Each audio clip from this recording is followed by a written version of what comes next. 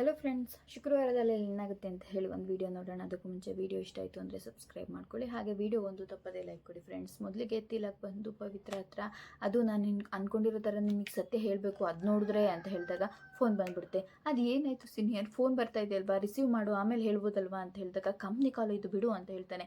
ಅದು ನಾನು ನಿಜವಾಗ್ಲೂ ಇವತ್ತು ಹೇಳಲೇಬೇಕು ಅಂತ ಹೇಳ್ತಾ ಇರ್ತಾನೆ. ಮತ್ತೆ ಫೋನ್ ಬರುತ್ತೆ. ಅಯ್ಯೋ, ಈ ಫೋನ್ಗಳಂತೂ ನಾನು ಏನಾದರೂ ಎಮರ್ಜೆನ್ಸಿ ಹೇಳಬೇಕಿದ್ರೇ ಬರುತ್ತೆ ಅಂತ ಹೇಳಿದಾಗ, ಅಯ್ಯೋ ಸೀನಿಯರ್, ನನಗೂ ಕೂಡ ಎಮರ್ಜೆನ್ಸಿ ಕಾಲ್ ಬರ್ತಾ ಇದೆ, ನಾನು ಇವಾಗ ಮನೆಗೆ ಹೋಗಲೇಬೇಕು. ನೋಡು, ಇವತ್ತು ಫಸ್ಟ್ ಟೈಮ್ ನಮ್ಮ ಊರಿಗೆ ಬಂದಿದ್ದೆ, ಆದರೆ ನಿನ್ನನ್ನು ನಮ್ಮ ಮನೆಗೆ ಕರ್ಕೊಂಡು ಆಗ್ತಾ ಇಲ್ಲ, ಬೇಜಾರು ಮಾಡ್ಕೋಬೇಡ ಪ್ಲೀಸ್, ನಾನು ಇವಾಗ ಹೊರಡಬೇಕು ಅಂತ ಹೇಳಿ ಹೊರಟ್ಬಿಡ್ತಾಳೆ. ಅದು ಅಂತ ಹೇಳಿ ಮತ್ತೆ ಕೈ ಇಟ್ಕೋತಾನೆ. ಅದು ಯಾವತ್ತೂ ಕೂಡ ನಾನು ನಿಮ್ಮ ಮನೆಗೆ ಬಂದೇ ಬರ್ತೀನಿ, ಸ್ವಲ್ಪ ದಿನ ಅಷ್ಟೇ ವೆಯ್ಟ್ ಮಾಡಬೇಕಲ್ವಾ ಅಂತ ಹೇಳಿದಾಗ ಥ್ಯಾಂಕ್ಸ್ ಅಂತ ಹೇಳಿ ಅಲ್ಲಿಂದ ಹೊರಟ್ಬಿಡ್ತಾಳೆ. ಈ ಕಡೆ ಇವನು ಕೂಡ ಬಂದು ಫೋನ್ ರಿಸೀವ್ ಮಾಡಿದ ತಕ್ಷಣ ಇಲ್ಲಿ ಬಾ ಅಂತ ಹೇಳ್ತಾರೆ. ಬರ್ತಾರೆ. ಆಗ ಇದೇನಿದು ಇಷ್ಟೊಂದೆಲ್ಲ ಪ್ರಾಬ್ಲಮ್ ಆಗಿದೆಯಲ್ಲ, ನಾನು ಬಂದಿರೋ ಕಾರಣ ಏನು ಅಂತ ಹೇಳಿದಾಗ, ಅದು ನಿಮ್ಮ ಅಣ್ಣ ಇದ್ದನ್ನಲ್ಲ, ಅವನಿಗೆ ಸ್ವಲ್ಪ ಬುದ್ಧಿ ಹೇಳು. ನಮ್ಮಣ್ಣಂಗೆ ಬುದ್ಧಿ ಹೇಳ್ಬೇಕಾ, ಏನಾಯಿತು ರಾಜ್ಕುಮಾರಿ ಅಂತ ಹೇಳಿದಾಗ, ದೇವಸ್ಥಾನಕ್ಕೆ ಬಂದು ಪಂಚೆ ಹಾಕೊಳ್ಳೋದಿಲ್ವಂತೆ, ಸೂಟು ಬುಟ್ಟಲ್ಲೇ ಇರ್ತಾನಂತೆ, ಬುದ್ಧಿ ಹೇಳು ಅಂತ ಹೇಳಿದಾಗ, ಅಷ್ಟೇ ತಾನೇ ಅಂತ ಹೇಳಿ ಅವನು ಅವ್ರ ಅಣ್ಣನ ಹತ್ರ ಹೋಗ್ತಾ ಇರ್ತಾನೆ. ಈ ಕಡೆ ನೋಡಿದ್ರೆ ಪವಿತ್ರ ಮನೆಗೆ ಬರ್ತಾಳೆ. ಬಂದ ತಕ್ಷಣವೇ ಅವರು ಎಲ್ಲರೂ ಕೂಡ ಫುಲ್ಲು ಡಿಸ್ಕಷನ್ ಮಾಡ್ತಾ ಇರ್ತಾರೆ. ಇವ್ರ ತಾತ ದೇವಸ್ಥಾನಕ್ಕೆ ಬಂದಿರ್ತಾರಲ್ವ, ಹೊರಗಡೆ ಇರ್ತಾರೆ. ತಮ್ಮ ನಿಶಾಂತ್ ಏನಿರ್ತಾನೆ, ಅವನು ಅಲ್ಲೇ ನಿಂತ್ಕೊಂಡು ನೋಡ್ತಾ ಇರ್ತಾನೆ. ಹೊಸದು ವಾಕಿಂಗ್ ಶೂ ಮತ್ತು ವಾಚಸ್ ಎಲ್ಲ ತೊಗೊಂಡು ಬಂದಿರ್ತಾನೆ ಮಹೇಶ. ಮಾಮ ತೊಗೊಳ್ಳಿ ಮಾಮ, ಇದು ನಿಮಗೆ ಶೂ. ಅಯ್ಯೋ ಇದೆಲ್ಲ ನನಗೆ ಯಾಕೋ, ಅಯ್ಯೋ ನಾನು ಅಷ್ಟು ದುಡ್ಡು ಕೊಟ್ಟು ತೊಗೊಂಡು ಬಂದಿದ್ದೀನಿ, ನಿಮಗೆ ಅಲ್ವಾ, ತೊಗೊಳ್ಳಿ ಅಂತ ಹೇಳ್ತಾನೆ. ಸರಿ ಆಯಿತು ಅಂತ ತೊಗೋತಾನೆ. ಈ ವಾಚು ಕೂಡ ನಿಮಗೆ, ಬಾಳೆ ಮಂಡಿಯಲ್ಲಿ ಕೆಲಸ ಮಾಡು ನನಗೆ ಇವೆಲ್ಲ ಯಾಕು ಅಂತ ಹೇಳಿದಾಗ, ನೀವು ನಮ್ಮ ಮಾಮ ತುಂಬ ಖುಷಿಯಾಗಿರ್ಬೇಕಲ್ವಾ, ಅದಕ್ಕೆ ನಿಮಗೋಸ್ಕರ ಕಷ್ಟಪಟ್ಟು ಜಾಸ್ತಿ ದುಡ್ಡು ಕೊಟ್ಟು ತಂದಿದ್ದೀನಿ ಅಂತ ಹೇಳಿದಾಗ, ಹೌದು ಕಣೋ, ನೀನು ಅಂದರೆ ಅವನಿಗೆ ತುಂಬ ಇಷ್ಟ ಆಗುತ್ತೆ, ಅದಕ್ಕೆ ತಂದಿದ್ದಾನೆ, ಇರಲಿ ಹಾಕೊಳ್ಳೋ ಅಂತ ಹೇಳಿದಾಗ ಸರಿ ಅಂತ ಹೇಳಿ ಹಾಕ್ಕೊಂಡಿರ್ತಾನೆ. ಅದಾದಮೇಲೆ ಹಾಗೆ ತಮ್ಮ ಸುಶಾಂತ್ ಕೂಡ ಹೊರಗಡೆ ಬರ್ತಾ ಇರ್ತಾನೆ. ಆಗ ಅವ್ರ ಅಜ್ಜಿ ತಾತ ಇಬ್ಬರು ಮಾತಾಡ್ತಾ ಇರ್ತಾರೆ. ಏನು ನೀನು ದೇವಸ್ಥಾನದಲ್ಲಿ ಇದ್ದೆ ಅಂತ ಹೇಳಿದಾಗ, ಹೌದು ನೀವು ಬಂದಿದ್ದೀರ ರಂಗಣ್ಣ ಅಂತ ಹೇಳಿದಾಗ, ಹೌದು ಅಂತ ಹೇಳ್ತಾರೆ. ಅಲ್ಲ ರಂಗಣ್ಣ, ನೀವು ಬಂದಿದ್ಮೇಲೆ ನಾನು ಯಾಕೆ ಮಾತಾಡಿಸ್ಲಿಲ್ಲ, ನಾನು ನಿಮ್ಮ ಪ್ರೀತಿ ಮಾಡ್ತಾ ಇರೋ ಹುಡುಗನ ನೋಡೋದಕ್ಕೆ ಅಂತ ಬಂದಿದ್ದೆ. ಏನು ಸೀನಿಯರ್ನ ನೋಡ್ಬಿಟ್ರ ಅಂತ ಹೇಳಿದಾಗ, ಅಯ್ಯೋ ಮಿಸ್ ಆಯಿತು, ಅವನು ನನಗೆ ಬೆನ್ ಮಾಡಿ ನಿಂತ್ಕೊಂಡಿದ್ದ, ನೋಡೋಕೆ ಬರೋಣ ಅಂತ ಬರ್ತಿದ್ದೆ, ಅಷ್ಟರೊಳಗಡೆ ಕೈ ಹಿಡ್ಕೊಂಡು ಹೇಳ್ಕೊಂಡು ಹೋಗ್ಬಿಟ್ಟ, ಎಲ್ಲೋ ಮಿಸ್ ಆಗೋಗ್ಬಿಟ್ರಿ, ಸಿಗ್ಲೇ ಇಲ್ಲ ಅಂತ ಹೇಳಿದಾಗ, ಹಬ್ಬ ಅಂತೂ ನೋಡಿಲ್ವಲ್ಲ, ತುಂಬ ಬೇಗ ನೋಡೋ ದಿನ ಬರುತ್ತೆ ಅಂತ ಹೇಳ್ತಾ ಇರ್ತಾನೆ. ನಿಶಾಂತು, ಯಾಕೋ ಇಲ್ಲಿ ಹೊರಗಡೆ ಬರ್ತಾ ಇದೆಯಾ, ಅಲ್ಲಿ ಒಳಗಡೆ ನಡೀತಾ ಇದೆಯಲ್ಲ ಆ ದೊಡ್ಡ ಡ್ರಾಮಾ, ಅದನ್ನು ನನ್ನ ಕೈಯಿಂದ ನೋಡೋದಕ್ಕಾಗ್ತಾ ಇಲ್ಲ, ಏನಾಯಿತು ಅಂತ ಹೇಳಿದಾಗ, ಅಲ್ಲಿ ಒಳಗಡೆ ಹೋಗಿ ನೋಡು, ಆ ರೌಡಿ ಮಹೇಶ ಮತ್ತು ಅವ್ರ ಅಮ್ಮ ಇಬ್ಬರು ಸೇರ್ಕೊಂಡು ಏನು ಮಾಡ್ತಾ ಇದ್ದಾರೆ ಅಂತ ಹೇಳಿ ಕೇಳ್ತಾ ಇರ್ತಾರೆ. ಇವರಿಬ್ಬರು ಒಳಗಡೆ ಬರ್ತಾ ಇರ್ತಾರೆ. ಆಗ ನಂದ, ಈಗ ನಿನ್ನ ಮಗಳು ಓದಿದ್ದು ಮುಗ್ದೋಯ್ತು, ನನ್ನ ಮಗನಿಗೆ ಮದುವೆ ವಯಸ್ಸು ಬರ್ತಾ ಇದೆ, ಅವರಿಬ್ಬರಿಗೂ ನಾವು ಮದುವೆ ಮಾಡಿಬಿಟ್ರೆ ನಮ್ಮಿಬ್ಬರು ಕರ್ತವ್ಯ ಮುಗ್ದೋಗ್ಬಿಡುತ್ತೆ ಅಲ್ವೇನೋ ಅಂತ ಹೇಳಿದಾಗ, ಅಕ್ಕ ಯಾಕಕ್ಕ ಹೀಗೆಲ್ಲ ಮಾತಾಡ್ತಾ ಇದೆಯಾ, ಪವಿತ್ರ ಯಾವಾಗಲೂ ಕೂಡ ಮಹೇಶನ್ನೇ ಮದುವೆ ಆಗೋದು, ಅವಳೇ ನಿಮ್ಮ ಮನೆ ಸೊಸೆ ಅಂತ ಹೇಳಿದಾಗ, ಹೌದಲ್ವಾ, ಅವರೇನೋ ಬಿಡು ಹುಡುಕ್ ಬುದ್ಧಿ ಇರ್ತಾರೆ, ಆದರೆ ದೊಡ್ಡವರಾಗಿ ನಾವು ಮಾತಾಡೋದು ನಮ್ಮ ಜವಾಬ್ದಾರಿ ಅಲ್ವಾ ಅಂತ ಹೇಳ್ತಾ ಇರ್ತಾರೆ. ಹೌದಕ್ಕ, ನೀನು ನನಗೆ ಎಷ್ಟೋ ಸಹಾಯ ಮಾಡಿದ್ಯಾ, ನನ್ನ ಮಗಳಿಗೆ ಓದೋ ವಯಸ್ಸಲ್ಲಿ ಕರ್ಕೊಂಡೋಗಿ ಕಾಲೇಜಲ್ಲಿ ಅವಳು ನಮ್ಮ ಮನೆಯಲ್ಲೇ ಇಟ್ಕೊಂಡು ಅವಳಿಗೆ ಅಡುಗೆ ತಿಂಡಿ ಊಟ ಎಲ್ಲ ಉಪಚಾರ ಮಾಡಿದೀಯಾ, ಅಂಥದ್ರಲ್ಲಿ ನಿನ್ನ ಸಹಾಯನ ಮರೆಯೋದಕ್ಕಾಗುತ್ತಾ ಅಂತ ಹೇಳಿ ಹೇಳ್ತಾ ಇರ್ತಾನೆ. ಆಗ ಸರಿ ಆಯಿತು ಕಣೋ, ಹಾಗಿದ್ರೆ ಮದುವೆ ಯಾವಾಗ ಇಟ್ಕೊಳ್ಳೋಣ ಅಂತ ಹೇಳಿ ಕೇಳ್ತಾನೆ. ಅಷ್ಟರಲ್ಲಿ ಅವಳು ಕೂಡ ಬಂದುಬಿಡ್ತಾಳೆ.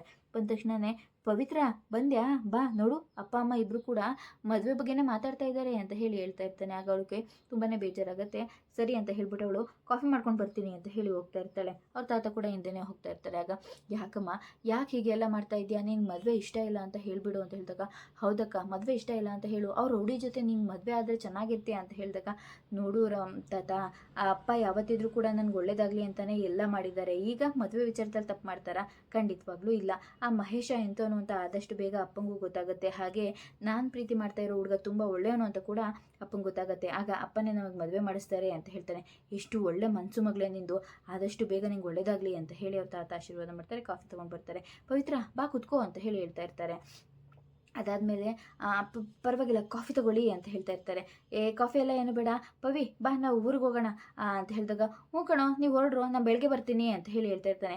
ಬಾ ಪವಿ ಹೋಗೋಣ ಅಂತ ಹೇಳಿದಾಗ, ಇಲ್ಲ ಅದು ನಂಗೆ ಸ್ವಲ್ಪ ಕೆಲಸ ಇದೆ, ಇಂಟರ್ವ್ಯೂ ಇದೆ ಅಂತ ಹೇಳಿದಾಗ, ಅಯ್ಯೋ ಇಂಟರ್ವ್ಯೂ ಎಲ್ಲ ಆಮೇಲೆ ನೋಡ್ಕೊಳ್ಳುವಂತೆ ಬಾ ಅಂತ ಹೇಳಿ ಕೈ ಇಟ್ಕೊಂಡು ಎಳ್ಕೊಂಡು ಹೋಗೋದಕ್ಕೆ ಹೋಗ್ತಾ ಇರ್ತಾನೆ. ಅಷ್ಟೆಲ್ಲ ಅವರಪ್ಪ, ಮಹೇಶ ಬಿಡೋ ಅವಳನ್ನ, ನಾನೇ ನಾಳೆ ಬೆಳಗ್ಗೆ ಕಳಿಸ್ತೀನಿ ಕಣೋ ಅಂತ ಹೇಳಿದಾಗ, ಸರಿ ನಾನು ಹೋಗ್ತೀನಿ ಅಮ್ಮ, ನಾನು ಹೋಗ್ತಾ ಇದ್ದೀನಿ ಅಂತ ಹೇಳಿದಾಗ, ಮಹೇಶ ಇರೋ, ನಾನು ಬರ್ತೀನಿ ಕಣೋ, ಇರೋ ಇರೋ ಇರೋ ಅಂತ ಹೇಳ್ತಾ ಇರ್ತಾನೆ. ಅದಾದ್ಮೇಲೆ ಬೈಕ್ ಸ್ಟಾರ್ಟ್ ಮಾಡ್ಕೊಂಡು ಕೂತಿರ್ತಾನೆ. ಅದೇ ಟೈಮಿಗೆ ಅವ್ರ ಅತ್ತೆ ಕೂಡ ಬರ್ತಾಳೆ. ಆಗ ಇರೋ ಬರ್ತೀನಿ ನಾನು ಅಂತ ಹೇಳಿ ಹೇಳ್ತಾ ಇರ್ತಾನೆ. ಸರಿ ಆಯಿತು ಅಂತ ಹೇಳ್ಬಿಟ್ಟು ಕುತ್ಕೋ ಬೇಗ ಅಂತ ಹೇಳ್ತಾನೆ. ಕುತ್ಕೋತಾನೆ, ಅಲ್ಲಿಂದ ಕರ್ಕೊಂಡು ಹೋಗ್ಬಿಡ್ತಾನೆ. ಅದನ್ನೆಲ್ಲ ನೋಡಿ ಈ ನಿಶಾಂತ್ ಏನಿರ್ತಾನೆ, ಅವನಿಗೆ ತುಂಬ ನಗು ಬರ್ತಾ ಇರುತ್ತೆ.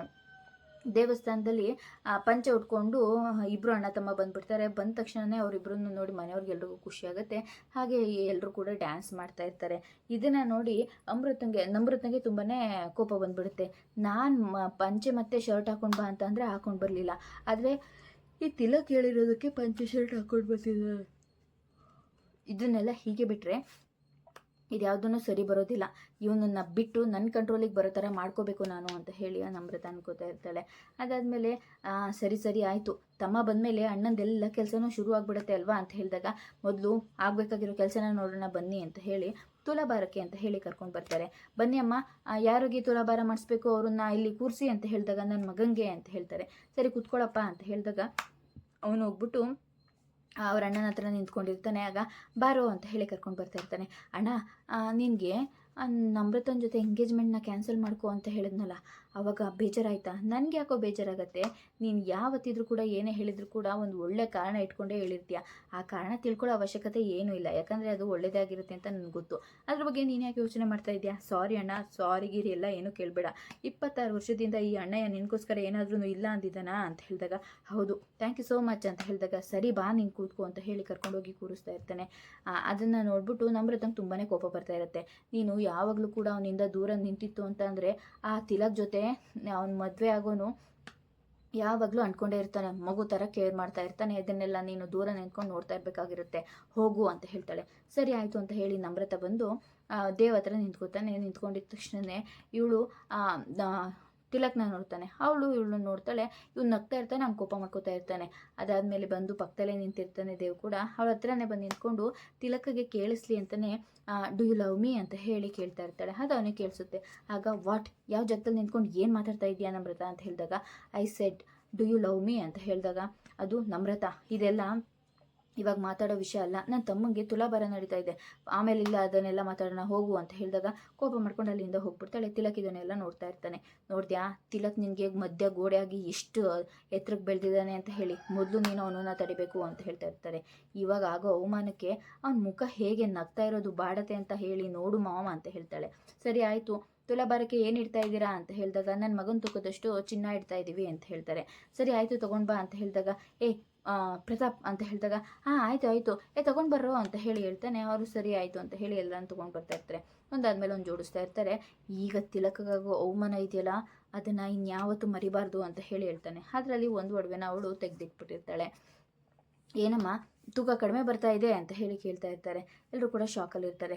ನೋಡಮ್ಮ, ಈಗ ತೂಕಕ್ಕಿಂತ ಕಡಿಮೆ ಬಂತು ಅಂತ ಅಂದರೆ ಈ ಹುಡುಗಂಗೆ ಒಳ್ಳೇದಾಗೋದಿಲ್ಲ ಜೀವನದಲ್ಲಿ ಅಂತ ಹೇಳಿದಾಗ ಇವನಿಗೆ ತುಂಬಾ ಕೋಪ ಬಂದುಬಿಡುತ್ತೆ. ದೇವಿಗೆ ಈ ಕಡೆ ನಮ್ರತ ನಗ್ತಾ ಇರ್ತಾಳೆ. ಮುಂದಿನ ವಿಡಿಯೋದಲ್ಲಿ ಪವಿತ್ರ ಮತ್ತು ತಮ್ಮ ಸುಶಾಂತ್ ಇಬ್ಬರು ಕೂಡ ದೇವಸ್ಥಾನಕ್ಕೆ ಅಂತ ಹೇಳಿ ಬರ್ತಾ ಇರ್ತಾರೆ. ಅದೇ ಟೈಮಲ್ಲಿ ಮರದ ಮೇಲೆ ಏನೋ ಇರುತ್ತೆ, ಅದನ್ನ ನೋಡಿ ದೇವಸ್ಥಾನದಲ್ಲಿ ಏನೋ ಕಳೆದೋಗಿದೆ ಅಂತ ಹುಡುಕ್ತಾ ಇದ್ದಂಗಿತ್ತು ಅಲ್ವಾ ಅಕ್ಕ ಅಂತ ಹೇಳಿದಾಗ, ಹೌದು ಕಣೋ ಅಂತ ಹೇಳ್ತಾರೆ. ಬಾ ಅಲ್ಲೇನೋ ಇದೆ ನೋಡೋಣ ಅಂತ ಹೇಳಿ ಹೋಗಿ ಎತ್ತಿ ತೊಗೊಂಡು ಬರ್ತಾರೆ. ಇದೇನಕ್ಕ, ಇದು ದೇವ್ರಿಗೆ ಹಾಕುವಂತಹ ಕಿರೀಟ ಇದ್ದಂಗಿದೆ ಅಂತ ಹೇಳಿದಾಗ ಅದನ್ನು ಅವರಿಬ್ಬರು ತೊಗೊಂಡು ಬಂದು ಅಲ್ಲಿ ಕೊಡ್ತಾರೆ. ಈ ಕಡೆ ನಮ್ರತ ತಿಲಕ್ಗೆ ಅವಮಾನ ಆಗಲಿ ಅಂತ ಹೇಳಿ ಎಷ್ಟು ಪ್ಲ್ಯಾನ್ ಮಾಡಿದ್ರು ಕೂಡ ಅವ್ನು ಪ್ರೀತಿ ಮಾಡೋ ಹುಡುಗಿನೇ ಅವಳಿಗೆ ಮರ್ಯಾದೆ ಉಳಿಸೋ ಥರ ಆಗೋಗ್ಬಿಡುತ್ತೆ. ಇದನ್ನ ನೋಡಿ ಅವಳು ಕೋಪ ಮಾಡ್ಕೋತಾ ಇರ್ತಾಳೆ. ತಿಲಕ್ನ ನೋಡಿ ಪವಿತ್ರಂಗೆ ತುಂಬಾ ಶಾಕ್ ಆಗಿಬಿಡುತ್ತೆ. ಏನು ಮಾತಾಡದೆ ಸುಮ್ಮನೆ ನಿಂತ್ಕೊಂಡಿರ್ತಾಳೆ. ಇದಿಷ್ಟು ಶುಕ್ರವಾರದ ವಿಡಿಯೋ ಇಷ್ಟ ಆಯಿತು ಅಂದರೆ ಸಬ್ಸ್ಕ್ರೈಬ್ ಮಾಡ್ಕೊಳ್ಳಿ. ಹಾಗೆ ವಿಡಿಯೋಗೊಂದು ತಪ್ಪದೆ ಲೈಕ್ ಕೊಡಿ ಫ್ರೆಂಡ್ಸ್.